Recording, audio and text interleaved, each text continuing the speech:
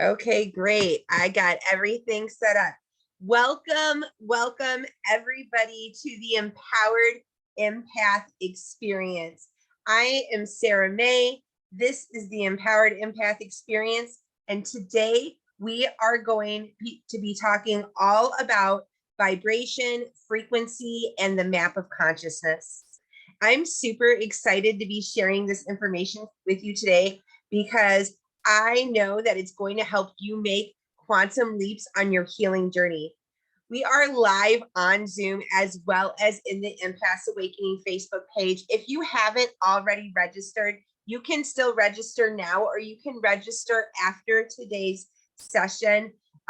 You're going to want to register because you'll get emails with the Zoom links, emails letting you know what's going on, and you're going to get the beautiful workbook that I just sent out this morning. Let me know in the comments below. Did you get your email? Did you get your workbook? Did you have a chance to print it out? If you did, this is going to be super helpful in helping you to process this information. If you didn't, that's okay. We're going to walk through it. A journal or a notebook would be perfect and great for you to have. That would be something you might want to grab right now.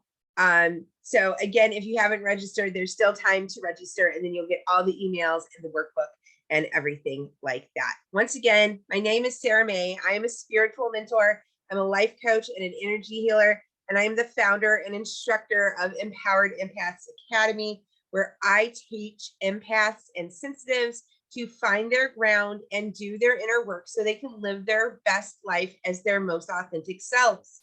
I am currently in Joliet, Illinois, and I would love to know where you're tuning in from. So go ahead and let me know where you are from in the comments below.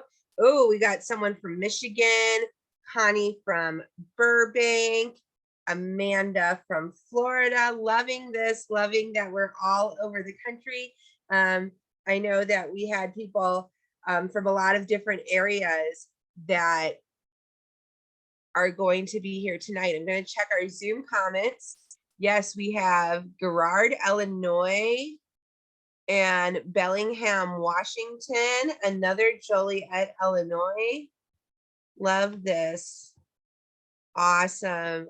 Awesome. Thank you all so much for being here. If you're watching the replay, you can go ahead and participate. Drop your name. Let me know where you're from. I always love to know how far this message is reaching. So thank you all who are participating. Once again, I am super excited to have you here today. I know that you are here for a reason. The universe wouldn't have brought you here if you didn't need to be here. This is the first day of a 3-day event, and you're going to want to be here for all 3 days, because we are learning about and starting a process today that we're going to continue over the next 3 days that I know is going to be super transformational for your life. And you being here tells me that you are ready for a transformation. You're ready to do your inner work and get that process started. You're ready to take off the layers of feelings that you're done dealing with, the layers of shame and guilt and trauma that are weighing you down, so you can step into your most authentic self and your most authentic life. And it is my desire to help as many empaths as possible to do that inner work so they can transcend suffering and unlock a life of true freedom and lasting happiness. I spent a large portion of my life repeating the same cycles I experienced in childhood. For decades, I lived in the lower states of consciousness, attracting painful situation after painful situation before I learned to do my inner work and start to let go of that trauma and allow good into my life and allow my life in and start living my life as my authentic self. My personal healing journey of self-discovery has progressed leaps and bounds since I adapted and started using these techniques. And it's my desire to help as many people as possible to do the same. So I want to start by thanking you so much for being here for yourself today. I'm really proud of you for showing up for yourself, and I hope that you're proud too. So let's go ahead and get started.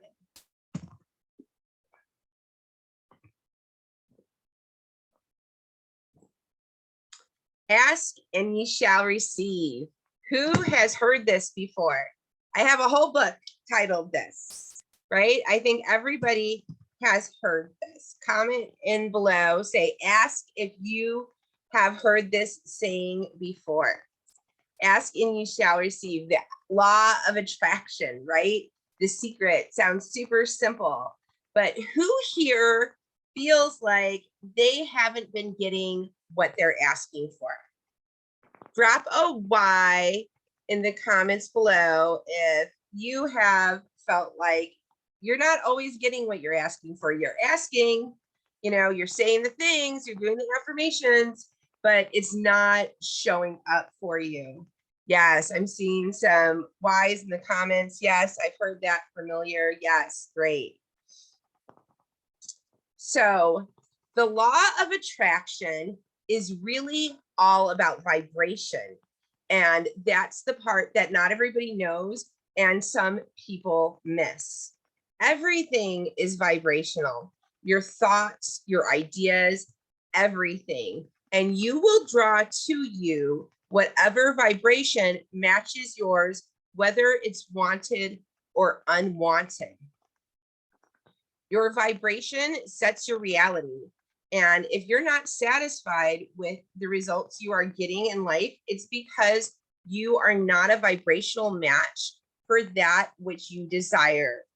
And you need to become a vibrational match in order to attract the things that you want. Once you raise your vibration, you will start to attract similar, better things in your consciousness and into your awareness. Because what happens is you become a magnet for everything that is of that new vibration. So when you raise your vibration to a higher vibration, you become a magnet for things like happiness, success, and prosperity. This is something that has been taught and expressed by many teachers in many different ways.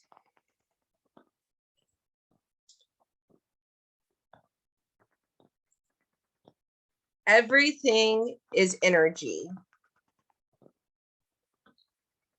And that's all there is to it. That's the frequency of the reality that you want, and you cannot help but to get that reality.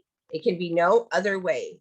This is not philosophy. This is physics. This is a quote from Bashar talking about the law of vibration and talking about frequency.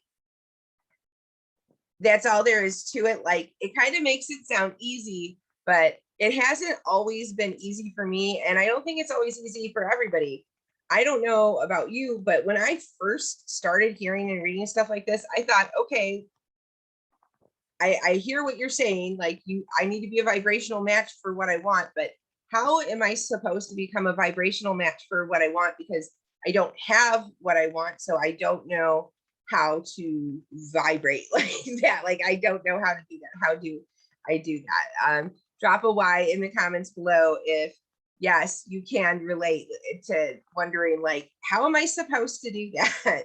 I think so many of us are out here and we are trying to do this. We are trying to match the vibration. We're doing the affirmations. We are doing the mirror work. We have our manifestation journal, and it's still not happening, so what is missing? What's missing here? Something has to be missing. If you know what to do and you're taking the steps, something's missing. And what is that?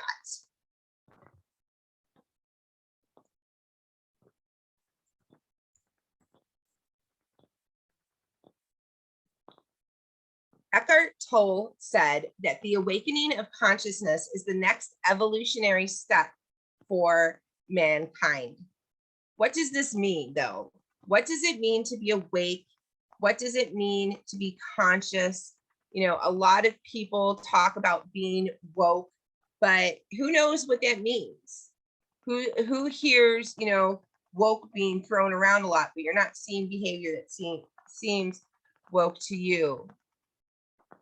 Yes, physics and the laws of the universe. And just checking the comments here. Yes, lots of people resonating. Love it.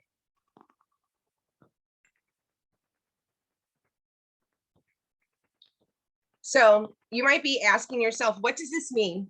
What does it mean to be awake? What does it mean to be conscious? People are talking about it. Aren't I awake? I got out of bed. I showed up for this class. I'm walking around. I'm not in a coma. Like, isn't anybody that's capable of being live on this show today, watching this session in a replay, isn't anybody who's able to be here for this conscious? And you are working from a level of consciousness. Like, you're right, you're here, you're existing, you're a human being, you are absolutely working at a level of consciousness, but are you aware of what that is?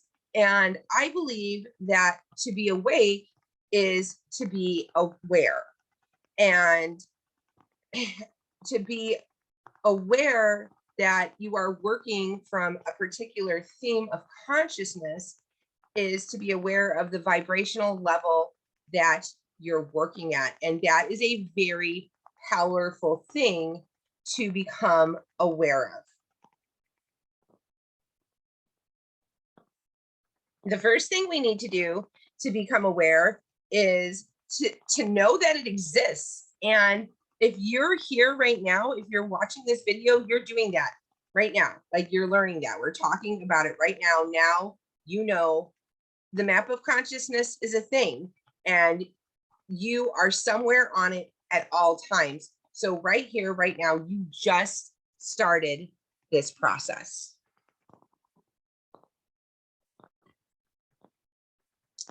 So here it is. Here's the map. Who has seen this before?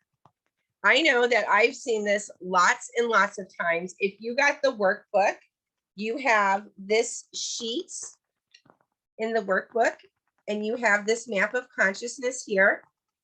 And this is so you can look at this and figure out where you are, what you're working from. Absolutely. You got the workbook. Yes, that's something to look at it in a linear fashion like that. Absolutely, it is. It's super powerful.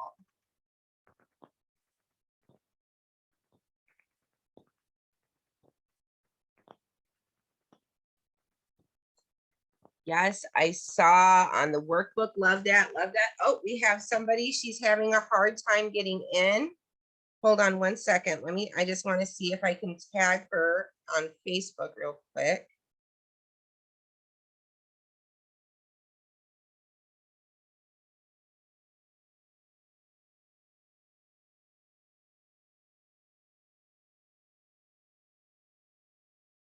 Okay, I just sent her a message and let her know that we're live. Sorry for that, guys. I want to make sure that everybody gets in here. I know that a lot of people have been really excited for this, including me. Awesome. So we got her tagged. So, like I was saying, there is a map, my friends, and you have the map. The map is in front of you. It's right here. If you registered, you have it in your workbook. It's in your inbox. If you weren't already aware and awake, now you are. Now you are. Now you're aware. Now you know. You've seen this map. You have it in your hands. You're officially aware and awake. Congratulations, guys. Looking at these charts, just looking at them right now, just being on this live call or watching this in a replay or in a self-study class, just doing that right there is the act of waking yourself up and bringing yourself into awareness.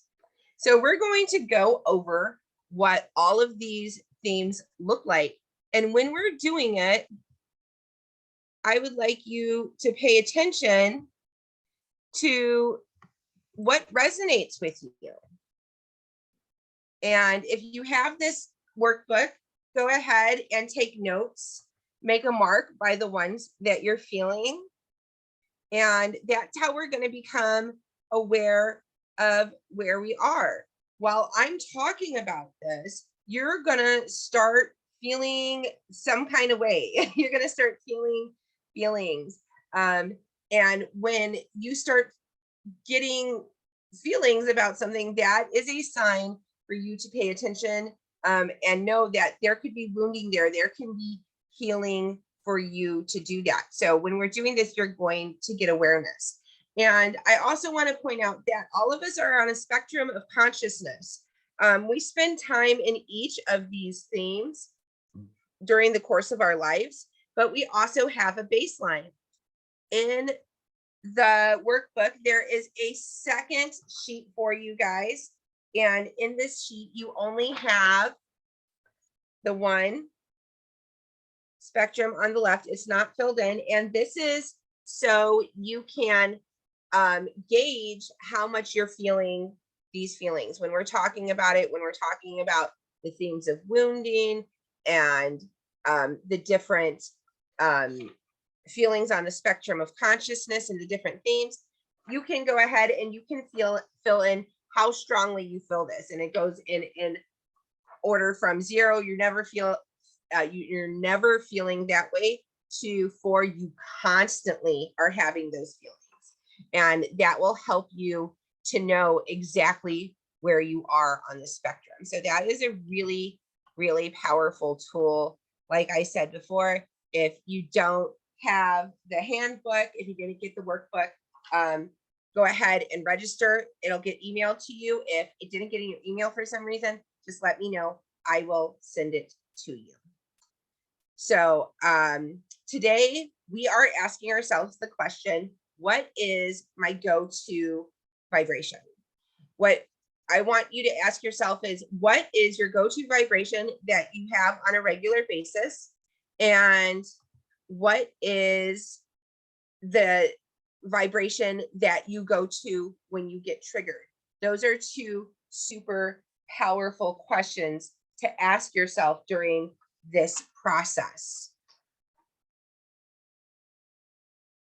So I'm going to keep this chart up.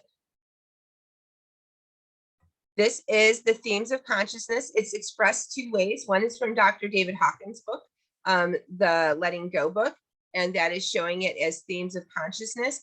And then the yoga couple, they went and they expanded on it, and they made this beautiful chart that we see here on the right that shows the wounding that we have. So that's what we are going to be looking at, is using these wonderful charts today. And the themes of consciousness provide a reliable map that we can use to decipher where we are consciously and plot a course to where we would like to be by learning to identify the patterns within our lives. Using awareness, we can start to reveal how every aspect of our life is colored and influenced by our current theme of consciousness. This is not new information. This is widely known. Most people are aware and familiar with the image of the optimist and the pessimist. Who has seen this before? Who knows somebody who is an optimist? Who knows someone who is a pessimist? Go ahead if you know somebody who you would define as one of these, or if you would define yourself as one of these. Drop a comment in the chat. Let me know if optimist, pessimist, where are you on this scale?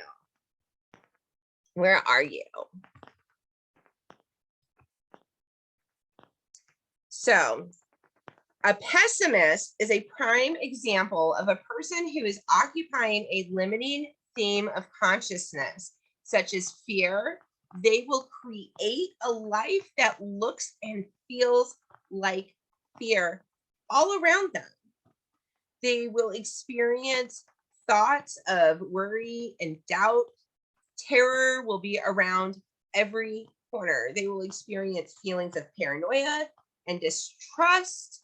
These people often perceive enemies physically and mentally around them everywhere. They have a lot of issues with anxiety around other people, and their choice of words can often be filled with pessimism or panic. When they look at the world, they will see fearful concerns, instability, and jeopardy. This is somebody who is living in fear. Pessimists are often living in fear because they have such the negative attitude. An optimist, however, is a person whose theme of consciousness is calibrating at a higher frequency, such as love and inner peace. Love and inner peace are the highest frequencies that we can vibrate at. This is very high levels of consciousness. And an example of somebody that is vibrating at that frequency, they will create a life that looks like love, that feels like love, that feels like peace. They will experience thoughts that are compassionate and kind. Their bodies usually radiate health and wellness, and they will feel grateful for all the people and experiences in their life. Laughter and beauty will surround them, and they will see a silver lining in every situation. Their choice of words, their choice of actions will always be filled with optimism and hope and faith. Who knows someone like that? Let me take a second and check the comments. We have lots of optimists in the comments. I absolutely love this. I'm an optimist. I'm generally an optimist. Love that. And I love that you got on here, Anna. Thank you. I'm so glad you found the class. Connie believes she's more of an optimist. Hay says, usually an optimist, but can slide into pessimism sometimes. And Amy is relating with the pessimist in our tale here. So you see here how you can see how different people have different views of life and different ways that they know of things. You know of people that look at things through a very favorable lens and people who look at a negative lens. And you've seen the dichotomy of how they look at life and how things present in their lives. Yes, Anna is saying she knows a lot of people on both sides, and some, of course, that go by right down the middle. Yes, we have our realists too, right? Absolutely. And realists are often vibrating at a very high level, the level of logic and reason. You'll often get a lot of realists over there.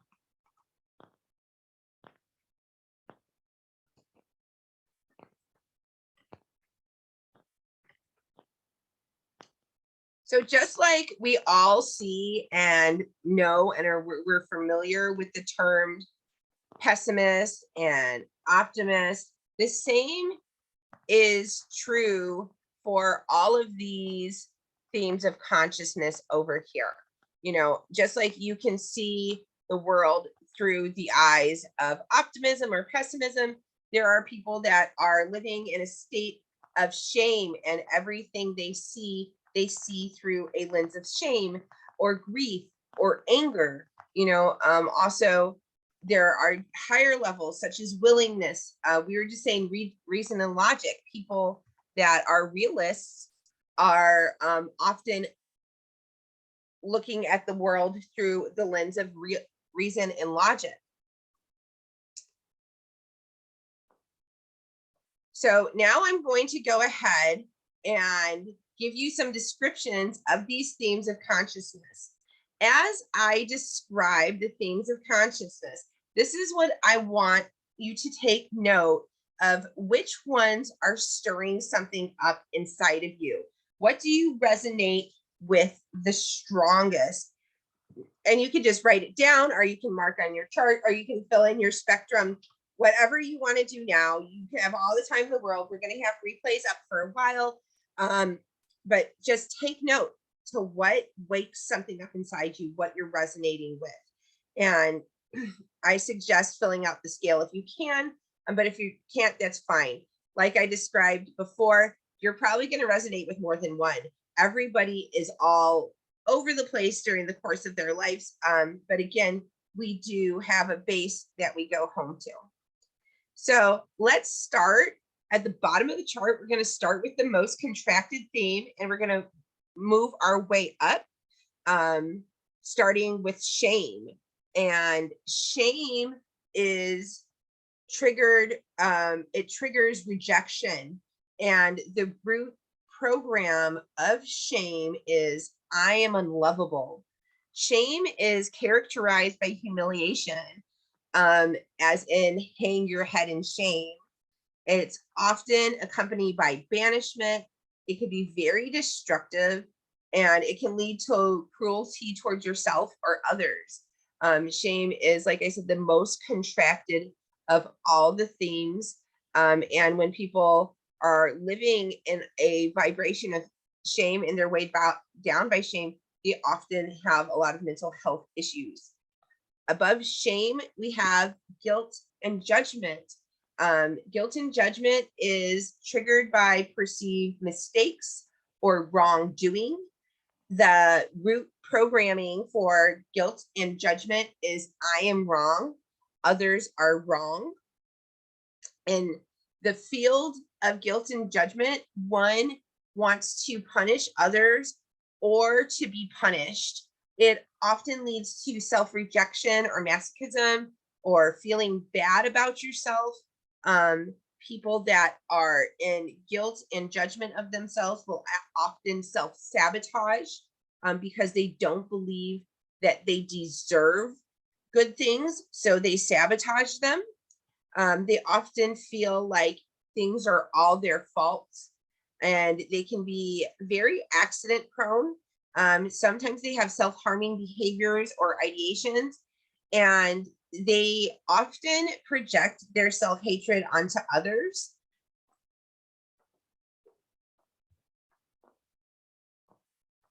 Moving up to hopelessness, hopelessness triggers an inability to cope, and it triggers overwhelm within the person.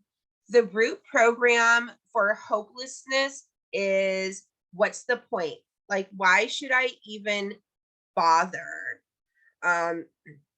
Hopelessness is often referred to as apathy, and the energy is often characterized by like playing dead, being immobilized, not caring, not even trying.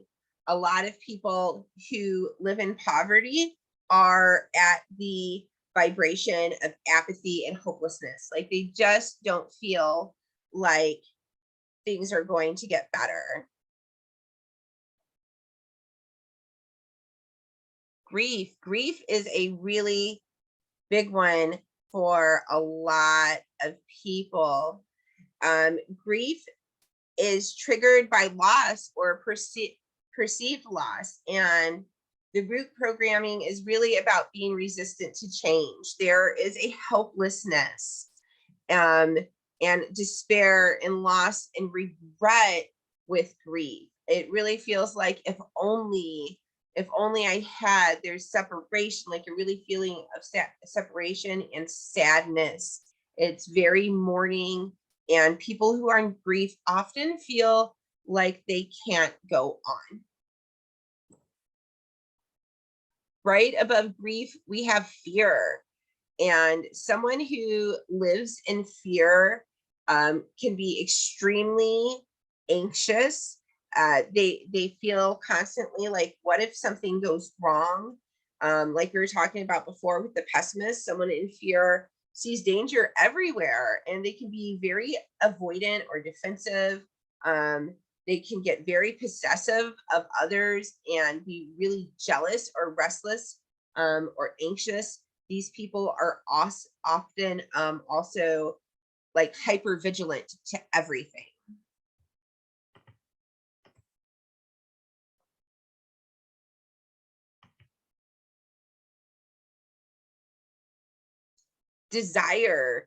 Desire is triggered by perceived gain, by the idea that you can get something by wanting something.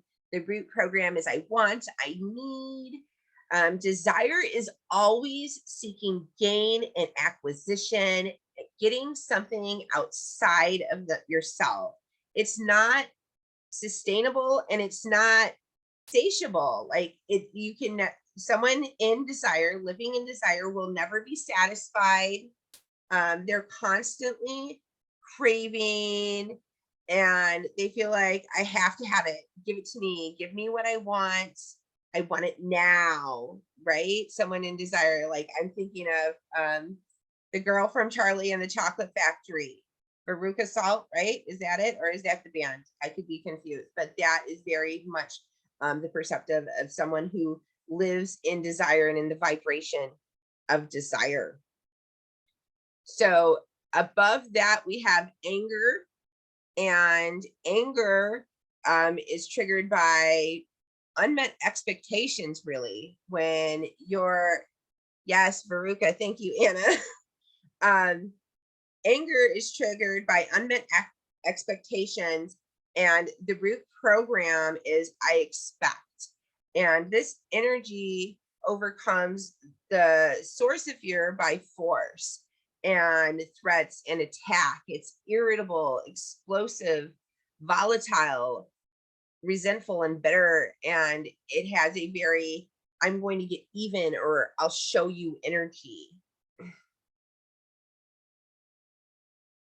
And last, in the themes of wounding and in suffering, the last one we have in this bottom portion of the chart is pride. And pride is about admiration and competition. The root program of pride is I am superior. Pride is very, my way is the best.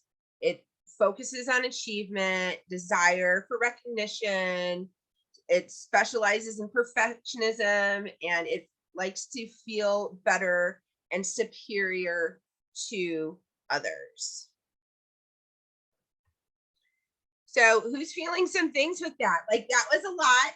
That was a lot of information, and that was all the different themes of wounding and of suffering. So I know that that can be a tough one to go through. I know the first time I went through that, a lot of stuff came up for me, and I was checking all the boxes. Absolutely.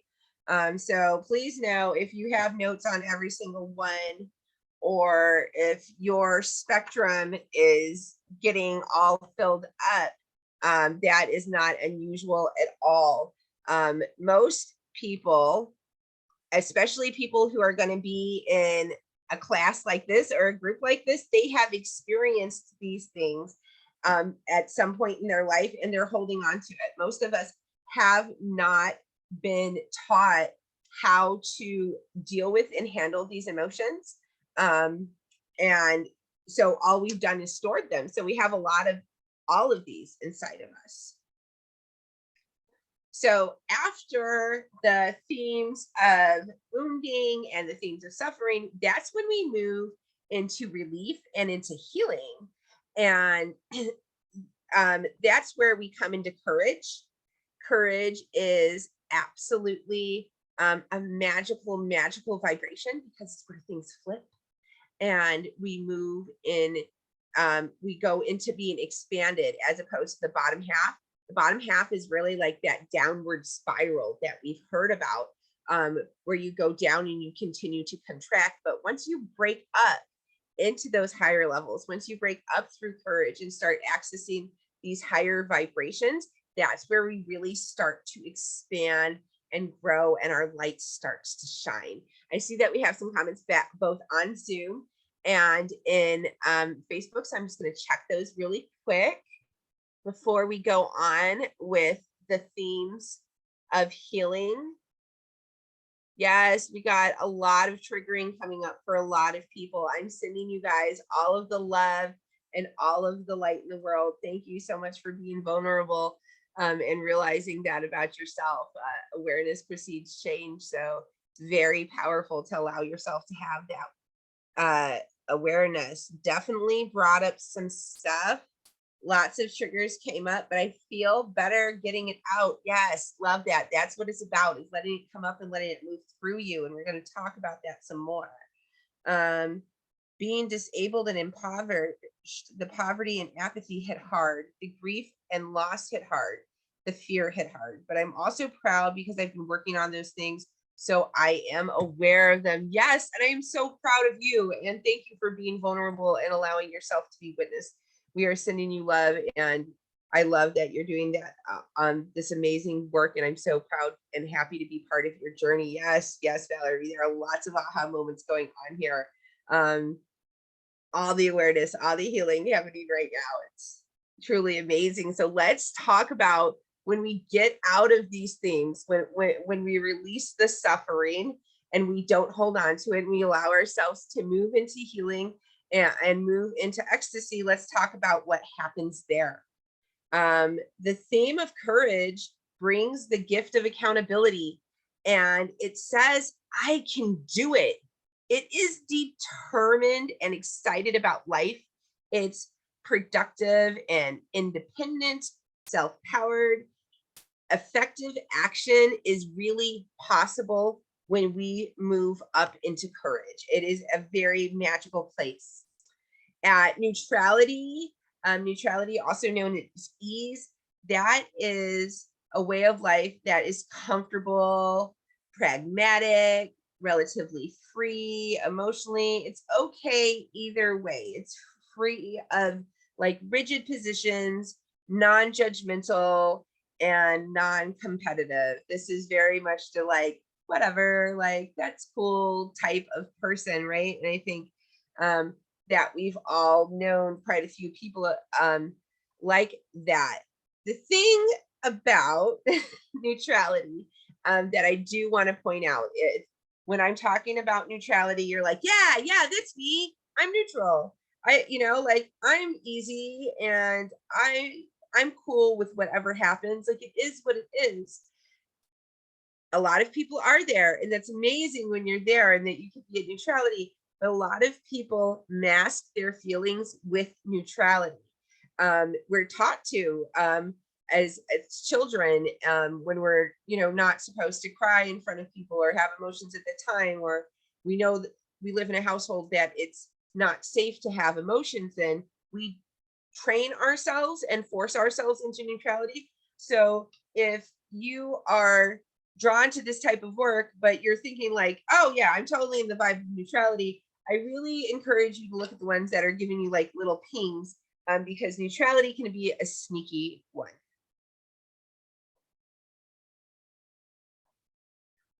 Neutrality, again, it's non-judgmental, non-competitive, just very easy, go with the flow. Above neutrality, we have the energy of willingness. And willingness is accompanied by self-motivation. This energy, it subserves survival by virtue of a positive attitude that welcomes all expressions of life.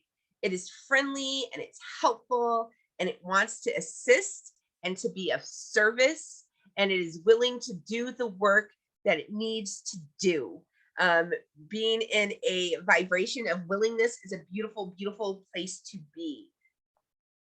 Above willingness, then we move into acceptance.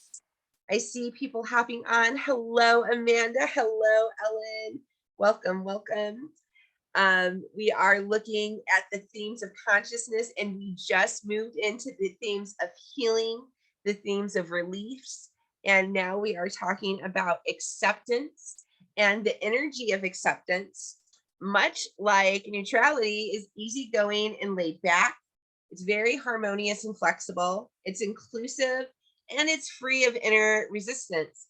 When you live in the frequency of acceptance, life is good. You're good. You feel connected.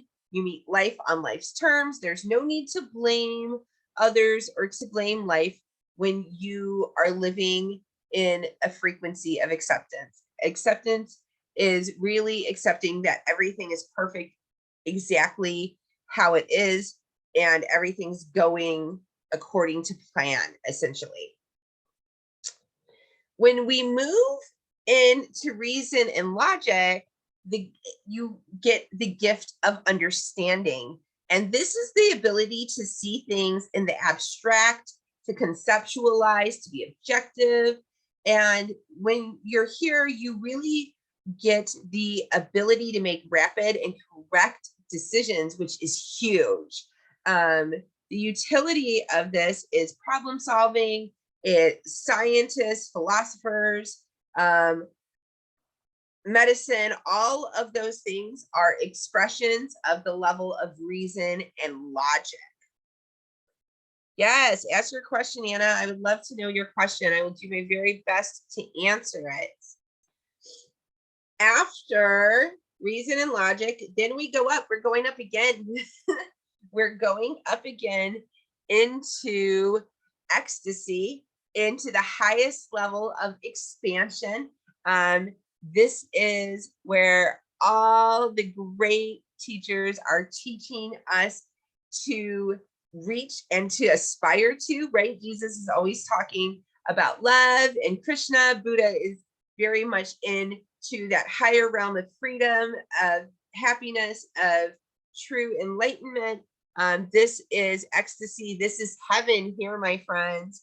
And here, when we move up to this level, this is where we are in those themes of enlightenment. And it is heaven on earth, guys. It really is.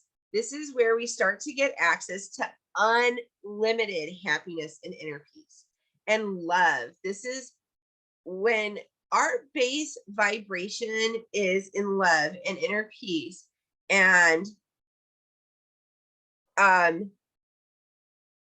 is that love and inner peace and unlimited happiness, then we are able to be forgiving, nurturing, loving, and supportive. We experience peace, and we know that everything is perfection and bliss.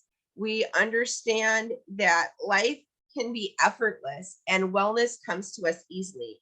This is a state of non-duality, where we're beyond right and wrong, and that separated, that we understand everything is one and everything is perfect when we get up to this expanded state. So now I want to give an example that everybody can relate to with each of these, to kind of help you understand further, like how these are expressed in life, and where you relate to as well. So the example that we're going to look at, and we're going to use these themes, is debt and credit. And again, we're going to start at shame and we're going to work our way up. So shame, if you are in shame, debt might be seen as proof of you being bad, proof of your worthlessness, proof of, you know, your cursed existence, or that you're not worthy. This can take people to some really dark places when they have shame in their life. A person coming from a place of guilt might see debt as proof of their stupidity, and they might focus on how wrong they are for having debt, or project blame onto others regarding their debt, or project blame onto the creditors for, you know, their unjust practices and the way that they get people trapped into debt, things like that. Somebody who is in hopelessness, they might see debt as completely paralyzing. This person might just completely give up on making payments, stop answering the phone. They're going to feel like it's pointless to even try to do anything about it. There's nothing they can do.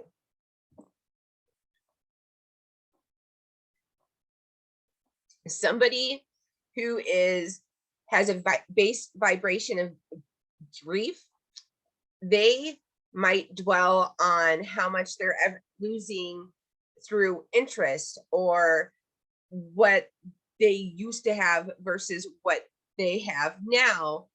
They might regret purchases or regret spending, or have an overall feeling of how sad and depressing it, like everything around it is going to feel sad and depressing, and just like a loss and a drain on them when they are in grief. From the perspective of fear, we may look at our debt with paranoia and scare ourselves with worst case scenarios, like, if I take this loan, what if I can never pay it back? Or if I can't pay off my credit cards, what am I going to do? What's going to happen to me? Things like that is what's going to come up with fear. In desire, someone is going to see debt as an opportunity to chase pleasure, and they're going to be really excited to spend the money that they have access to. And they're going to have a problem with spending money that they don't necessarily have yet, because they want to get things now when they're in desire. So desire is going to see that as an opportunity to not have to wait and to get what they want right away. In anger, someone in anger might view their debt with annoyance or frustration. They might even be rageful at the incurrence of interest, or like get angry every time that they get a bill, even ones that they expect to know about. If you ever knew someone that was always cussing their bills every time they showed up, that's somebody who has a lot of anger around debt. Somebody who is in a prideful place will either be overly obsessed with their credit score and their smart and best use of credit, or they'll use debt to inflate appearances through expensive and impressive purchases. In the theme of courage, debt is finally seen with integrity and accountability. And like I was saying, courage is really where everything flips and things change. And in the theme of courage, debt is finally seen with integrity, accountability. We commit to paying back our debts by honorably doing what must be done, even if it takes a long time, even if it's hard. Courage is a good place to be. If you've been having some debt, courage is really a good place to aspire to get to. In neutrality, debt is seen impartially, and it is what it is. Whatever happens, happens. They will be okay. Even if they have debt, it doesn't really affect their day-to-day life. It is what it is. Like, man, if I can pay it, I can pay it. If I can't, I can't. What happens, happens, right? In willingness, debt is seen as an amazing opportunity, and you can use it to launch business ventures. You can use it for investment. It's seen as an ally in achieving goals. Acceptance sees credits and loans as a useful part of life, and they don't care to rationalize or debate how things are set up. They're just happy for the opportunity that is there. From reason and logic, credit and debt is seen as a fascinating creation of the financial world that, if used wisely, can actually benefit us.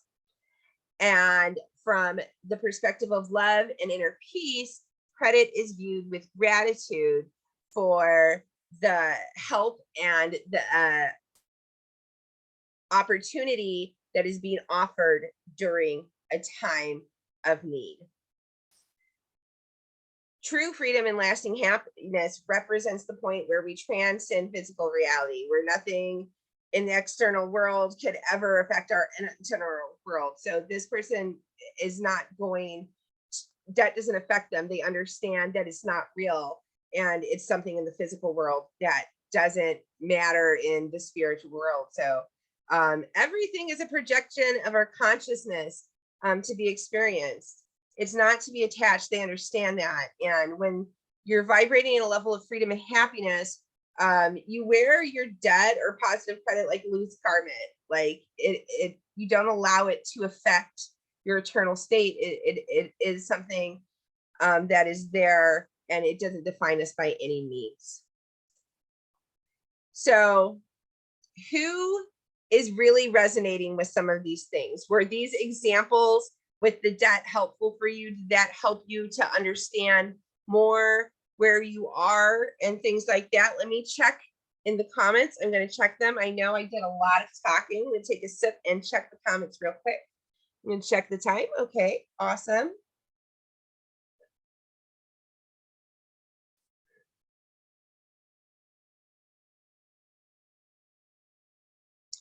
Why isn't neutrality at the top of the list? At least for myself, it makes more sense as courage, willingness, acceptance, reason, logic, and neutrality. Oh, that's a really interesting opinion there.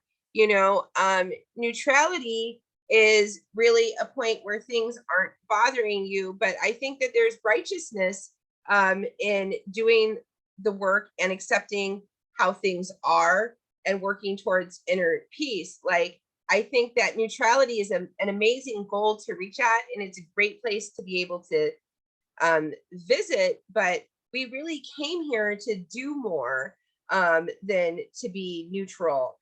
I believe that we came here to expand and to feel the entire spectrum of feelings, and that as souls, we want to do more than just be neutral, you know. So that's my view on that, if that makes sense to you. And that's just my opinion of why it's there. So I hope that makes some sense for you. I believe physicists have proven that great teachers and what great teachers and mystics have been teaching for millennia. They explain the existence and the working of universal law. It's exquisite. Yes. Oh, Anna is using debt to build her credit back up. I love that. That's really working from a state of reason and logic. Like, you're being very smart about it. You're understanding that it's a tool that you can use to benefit you. And I love that for you. Cheryl says, yes, that was very helpful. The debt relationship, all of it really resonates with me. Yes, like, money is something that it's really tangible and helps people get these concepts. So it's really a great example to help bring these, 5D feelings and thoughts and stuff like that into our 3D world and tangible, right? You should be taught this starting in kindergarten, if not earlier. Some people, they do the most amazing stuff with their kids nowadays. It's so great. A lot of people are using affirmations with their children and teaching them these things about their feelings. I know Inside Out 2 is coming out this year. I'm super excited. That's a great movie that helps to teach about feelings and things like that. So there is more happening with that, and it's really, really a beautiful thing.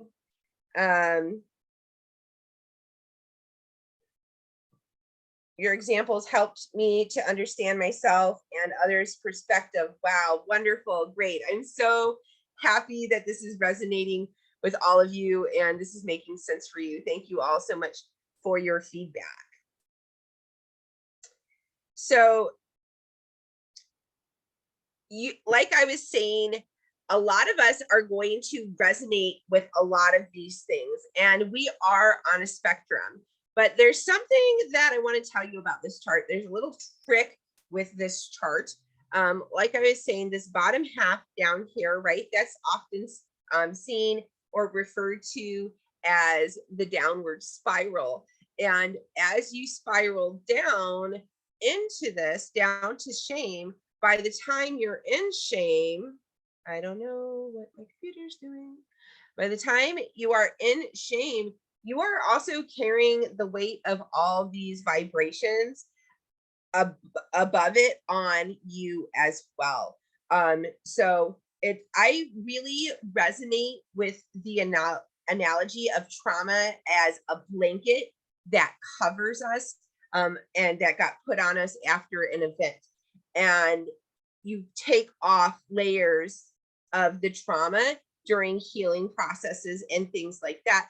And if you're wearing a cloak of shame, that cloak of shame is also going to have guilt, hopelessness, grief, fear, desire, anger, pride. All of that is going to be underneath that cloak of shame. So it can get very heavy in there. So if you're feeling shame, there's a good chance that you're going to resonate with everything that's going on above that, because there are pieces of that, all of that into shame. We often, if you've ever noticed that you find yourself in the same relationship or the same situation? Who's noticed that? Who is like, oh my goodness, again, is this really happening? Like, how many times do I have to do this same thing in life? You know I spent a lot of time doing that. I know a lot of people that they find themselves, they're like, oh my goodness, how did I end up married to somebody that's exactly like my abusive parent? Or what is the reason that I'm, constantly getting narcissistic bosses or something like that? And the reason that that's happening is because you have a wound that you're holding onto, and you're putting out the vibration of that wound, and it's attracting more of the wound to you. It wants to be healed, and it's going to keep getting worse. It's going to keep attracting that wound to you until you address it.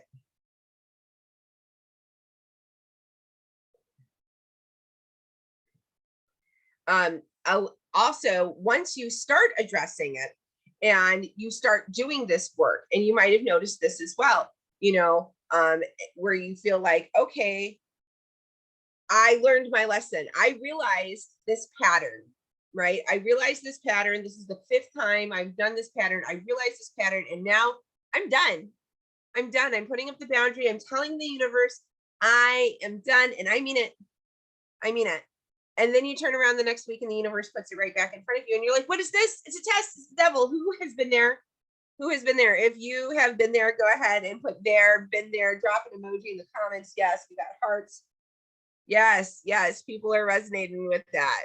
Yes, absolutely. And that happens. And when that happens, that's an opportunity to see where we are on our growth journey. Because if you were going along with something out of fear, if you used to react to a person out of fear, then like you're in a relationship where somebody is keeping you in fear, and you get rid of that person. You're like, I'm done with them. I'm not going to see him anymore. And then he comes around, and you're really angry at him, like you're not scared at him anymore. Like you're angry at him now, and it's like, well, why is he coming around? Like I said, I was done with him, and I don't understand. And now you're angry. But when you've moved from fear and now you're up to anger, that allows you to see that you're moving up. You've let go of fear. You've let go of desire, and you're moving into anger. And once you move through your anger, you can move into pride and up to courage, and so on and so forth. So those situations, they come back into your life so you can see where you are, and you can continue to grow. Does that make sense to everybody? Is that resonating with you? Let me see. I just got my diploma in December. I dodged a major bullet. Congratulations on getting your diploma, Anna. That is an awesome step. Good for you. Been there, done that. Yes, we got hearts. Actually, an area I'm finally making some self-improvements in. Love this. Yes. Lots of wonderful comments and feedback.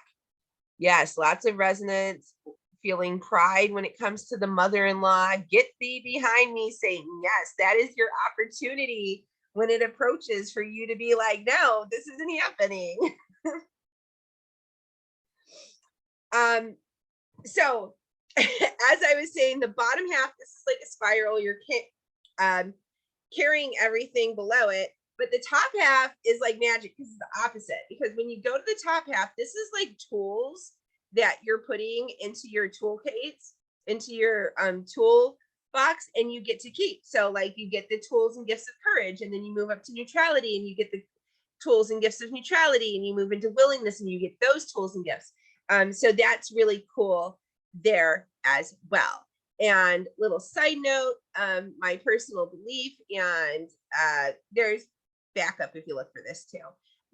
When you're in these bottom levels, especially guilt, shame, and hopelessness, this is hell, people.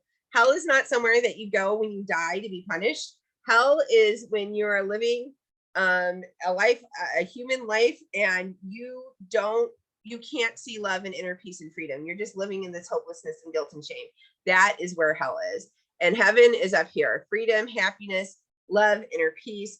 The Bible says the kingdom of heaven is within you and available now, and it's here, right here. It's right here. This is where it is. So that's just something that's very interesting to know, and something that was powerful for me. So maybe it will be powerful for something else.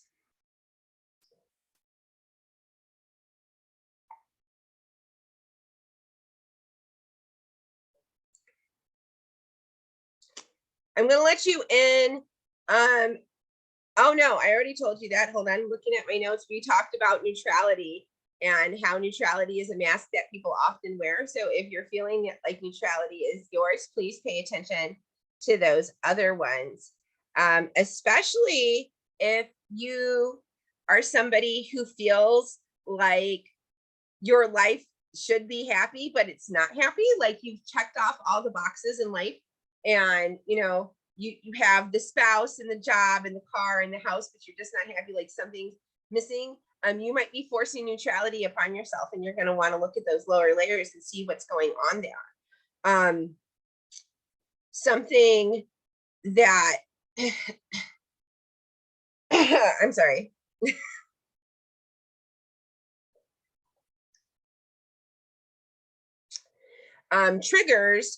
Triggers are super powerful, especially for somebody who is wearing a mask of neutrality, or forcing themselves into courage and willingness, when they're really also holding a bunch of pride, anger, guilt, hopelessness, things like that. Paying attention to your triggers can be very powerful in letting you know where the healing is to be done, so you can reach those higher levels. If you're like me, you might have a life where the vast majority of it is good. Everything's going great. You got like that one person. You got that one person that still knows how to, push your trigger, push your button and get your trigger. And that person's important in your life, because you do have healing to do, and you need to be aware of that. But that person can throw you into a deep place, and that lets you know that there's healing to be done. That's powerful. When you get super triggered and that is the feeling you go to, that's what I want you to treat like your default when you're doing healing work, because that's where the healing is to be done. So why do we call them themes of consciousness? The reason that we call them themes of consciousness is because whichever one of these you're vibrating at, and at this point, you probably have an idea of what you're vibrating at, right? Whichever one of these you're vibrating at, that is going to show up in your life as the main frequency that creates your beliefs, which makes your thoughts, feelings, actions, and realities and manifestations. So whatever theme you are in your consciousness, that's going to be the theme of your entire life. Okay. And when I think of like life themes, I think about a couple TV shows that some of you guys remember. Who remembers Everybody Loves Raymond and Everybody Hates Chris? Did anybody watch those? Who knows? Tell me.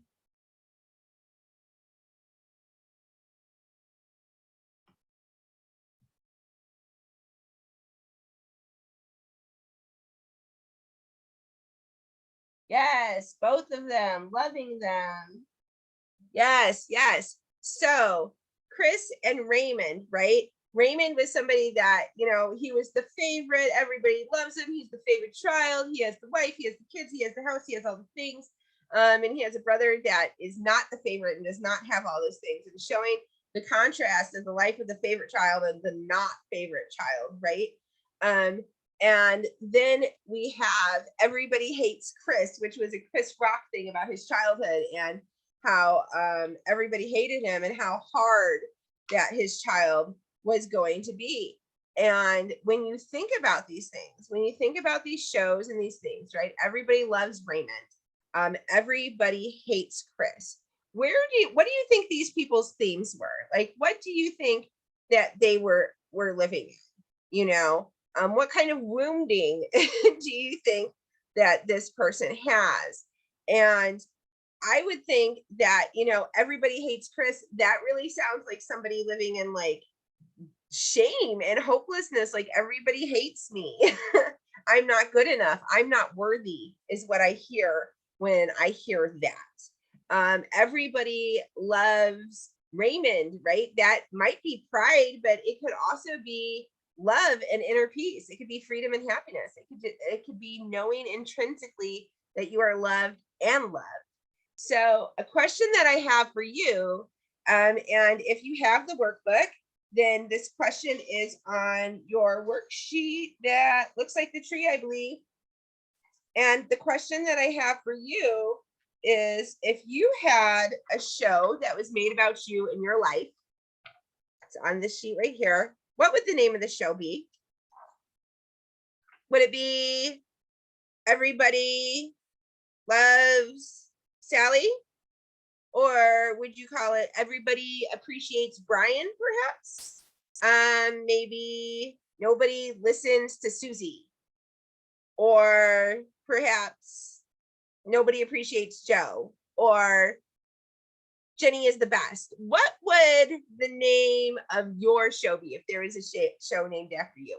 If you want to share, if you want to be witness, go ahead and drop it in the comments. I would love to know the name of your show, or if you have a theme song. Some people already have a theme song. If you have a theme song and you know it, what's your theme song? Tell me, because that says a lot about it. Let me see. What the fuck is going on here? Yes, that is quite the title there. That is quite strong. This is wild. Yes, that is a very interesting title here. We have some really interesting TV show titles that are popping up here. So doing an exercise like this can really help you to see what theme of consciousness you are in. And the theme of consciousness that you are in can stay with you for your entire life if you never do anything about it. Like, you can seriously stay that way forever if you never want to do the work and address it. Just like good soil will bear good crops, your thoughts, words, feelings, desires, habits, and interests are intrinsically rooted in your theme of consciousness. Negatively charged themes will produce negatively charged thoughts, feelings, and actions, and produce negatively charged manifestations into your life, where positive thoughts are going to give you positive feelings, positive actions, positive release, and positive manifestations into your life. That girl that can respond, that is an interesting name. I want to know about that. Mine has changed many times in my life. Yes, that's also a powerful thing to ask yourself. What would you name a show about your childhood? How is that different from the show about your adulthood?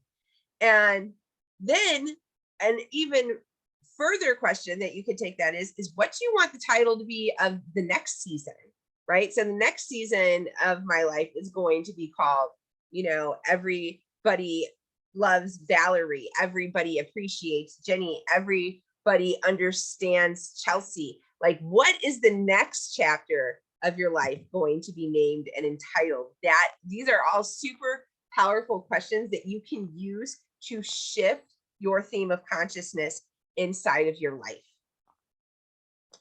So by now, you should have a good idea of where you are and where you want to go. Hopefully you're starting to get an idea of where you're at, or you at least have an idea of how to start to look for and identify where you're at. And then the question that goes along with that is, so how do I change that? Because if you are here, if you're in this class today, if you're still here an hour and 17 minutes in this class, you are here because you are wanting to release. You are ready to let go of the lower themes of consciousness. And I know by the fact that you're here that you're experiencing some of these things. Let me know. Say yes if you are experiencing some of these lower themes of consciousness, and if you're ready to let it go. Absolutely. Make a comment. Let me know where you're at if you're there and you're ready, because I believe that you are. I believe that you're wanting to release, that you're ready to let go of these things, and that you're ready to know and realize and be aware. You now know there's a chart of consciousness that shows you where you are and how to climb up it. There's layers of healings to be done, and ascension to be done after that healing has occurred. How do you do that? How do you move out of that deeply rooted themes of consciousness? And that's where doing the inner work comes in. Yes, 100%. I'm loving this. Yes, let's go. Yes, yes, yes, yes. That's why I'm here. I love it. All the yeses. I love you guys. You guys are amazing. You give me life for real. I am loving this. So now we're moving it up, and we can kind of love this. Totally get that. It's a slow road. Want to make it go faster. I am right with you, Connie. Absolutely. So what do we do when we know where we are and we know where we want to go? And that is when the inner work comes in. When we become self-aware, we start to honestly examine and question our patterns from a place of non-attachment. And this is a process that progresses over time. It doesn't happen overnight. It took us a long time to get where we are, and it's going to take us a long time to get where we want to go. The purpose of the inner work is to realign yourself with love and joy in every moment that you can. And then you get to live a life in an awakened state as your true self, because you're not being weighed down by these lower themes of consciousness that aren't you.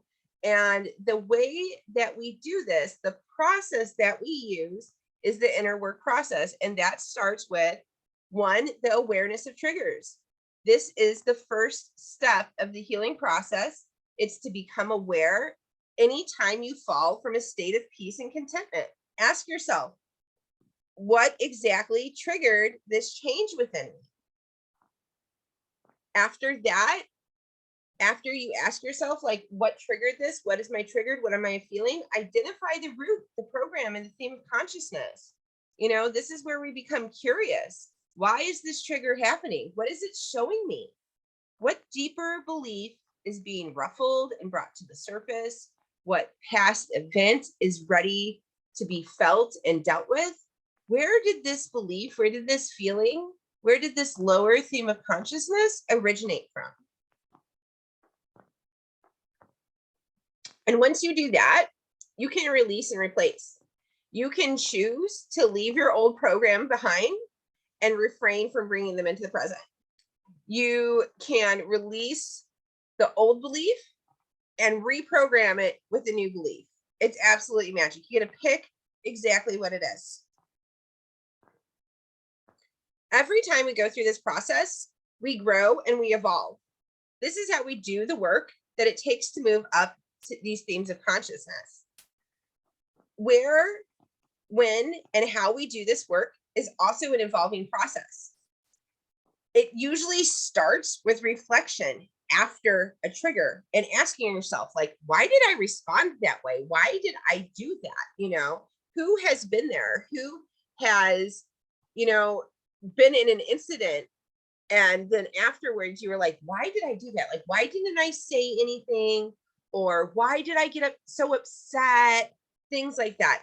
I know I spent a lot of time being like, what the heck is wrong with you? I think someone said that was their show. Like, what the heck is going on here, right? And that asking that after that, that's the first stage, is when you're asking that after it.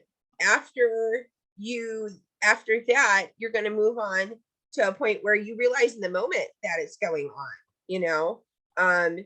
Who has been in the middle of an argument and suddenly started laughing, realized that you were being ridiculous? You're not even arguing about something that makes sense. You're really upset about something old or something else or something like that. That's where you're really starting to realize in the moment what is happening. And then eventually you'll get to a point where you realize it as it starts to arise. And that's magical. And there's so many things you can do with that, you know. You can say, hey, I'm starting to, you know, feel some kind of way. I need a moment to process. Can we come back to this conversation? You can decide not to engage in an argument and to take some time for yourself, and we come back and talk. And the first time you do that, it's freaking magic, people. It really is. It's mind blowing what that does for communication when you're able to do that, and when you're able to remove yourself and look at it. And then after that, it gets to a point where you're like, it happens, and you're, you know, you'll be like, oh, that's interesting. You know, like, oh, I saw Susie with a really cool new Coach bag and I felt jealousy. Like, that's interesting. I wonder why I'm feeling jealous over, you know, her new Coach bag. And it might be because I'm having some feelings of insecurity, or that I feel like I'm not worthy of a Coach bag. And like, where did that feeling come from? It might have come from childhood or something like that. And it gives me the opportunity to see what's going on with me, and address that. And it's really magical and it's really powerful. Something I wondered when I first started learning about doing the inner work and doing all of, you know, this processing and this awareness process and everything like that, was like, do I really need to like go through life process after life process? And, you know, like, do I have to live all this out? Like, is there a faster way to do this? Like, I would really appreciate that. And I think that we had someone say that just a second ago. Connie, yes, it's a slow road and I want to make it go faster. And the fact of the matter is, you can quantum leap when you know what's going on, and when you know what you're doing, and you understand what you need to release and let go of. You can do this work on your own. You don't have to wait for a life event to come up. You don't have to wait for the devil to knock on your door so you can shout in his face. You can choose to recognize those things in yourself and start to release them.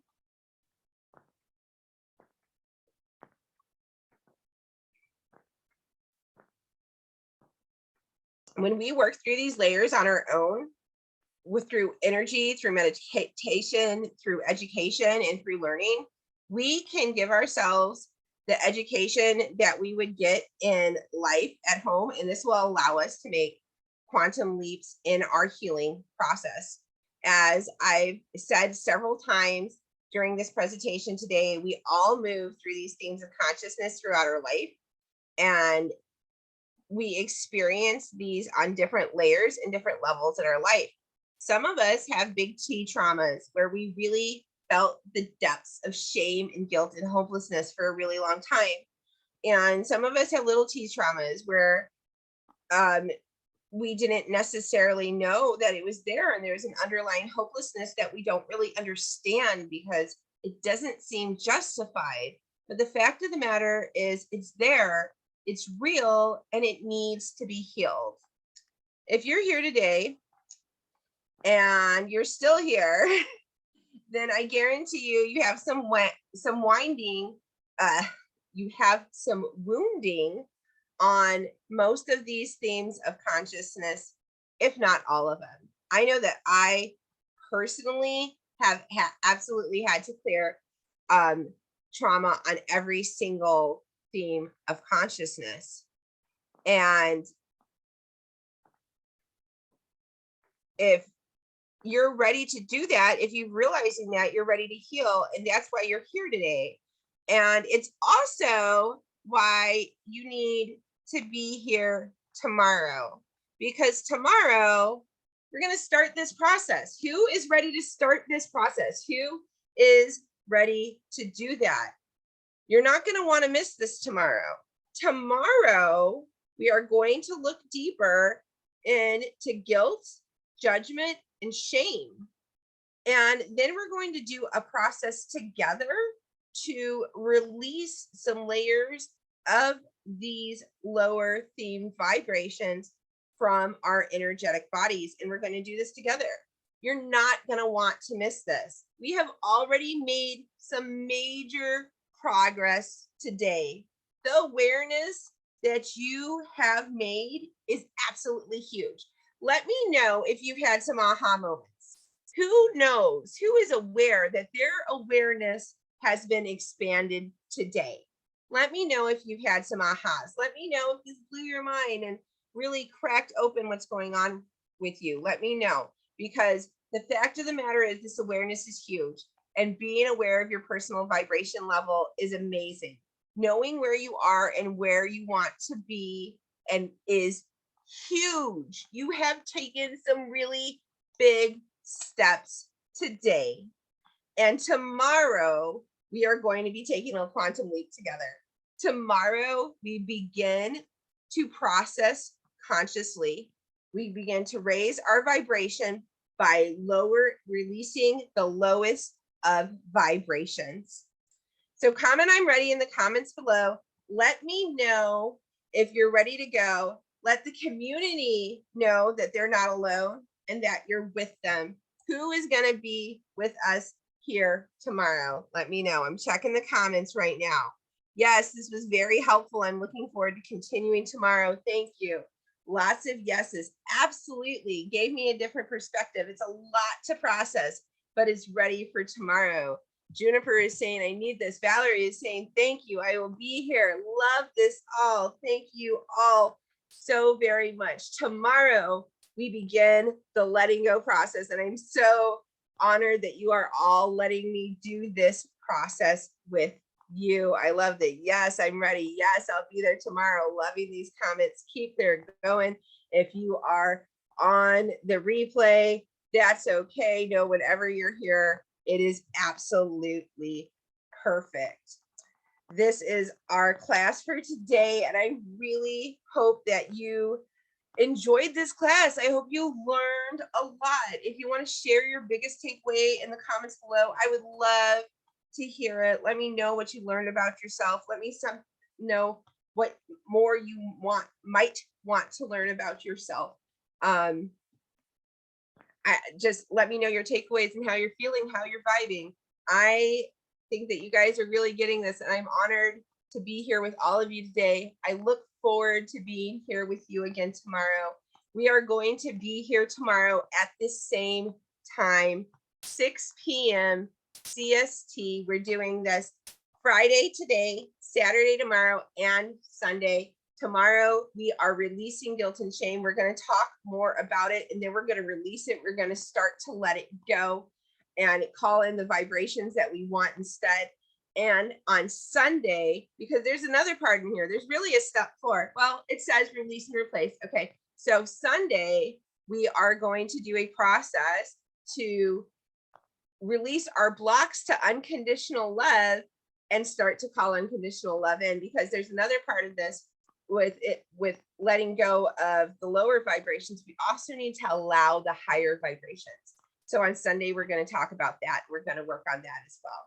Thank you all so much for being here today. I say it all the time, and I probably said it 100 times today, but really, I'm so honored and blessed to be a part of your path. Thank you for being here. If you got a lot out of this today, if you know someone else that you feel would get something out of that, please invite them to the experience. The replays will be up in the group. They're going to be available for a couple weeks. It's never too late to join. Please share with your friends. Let them know what this did for you, and help to spread this message to as many people as possible. Because as I said, it's my goal to help as many people do this work and reach that happiness and freedom and state of love that I know that they can reach, and I know that you deserve to be in. Thank you all for being here. I learned I'm stuck in the prideful vibration. Oh, that's powerful. That is a powerful realization. Yes, lots of ahas. Yes, I will be there. Yes, I too strongly favor neutrality and hold myself hostage there. Great self-awareness. Oh, I'm loving these comments. You guys give me life. Thank you all so much for being here today. I look forward to seeing you tomorrow. I love you all very much. And until next time, namaste.